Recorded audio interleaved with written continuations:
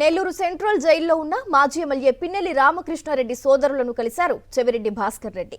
రాష్ట్రంలో నియంతృత్వ పాలన కొనసాగుతోందన్నారు. చంద్రబాబు నియంతలా రాష్ట్రాన్ని అప్రజాస్వామికంగా పాలిస్తున్నారని మండిపడ్డారు. ఇప్పుడు ఎన్నికలు జరిగితే వైఎస్ జగన్ గెలవడం ఖాయమన్నారు.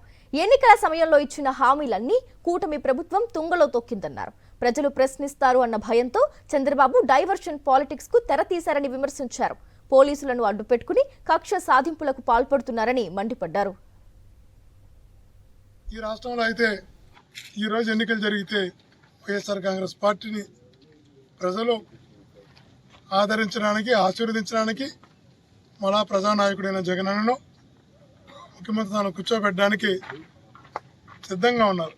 ఇచ్చిన ఏ హామీలను కూడా అమలు చేయకుండా ప్రజల్లో నుంచి ప్రశ్నించే పరిస్థితి వస్తుందని, ప్రజలు ప్రశ్నించకూడదని ఈ దాడులకు, అక్రమ కేసులకు, అరెస్టులకు ఈ ప్రభుత్వం సిద్ధమవుతోంది, తెగబడుతోంది.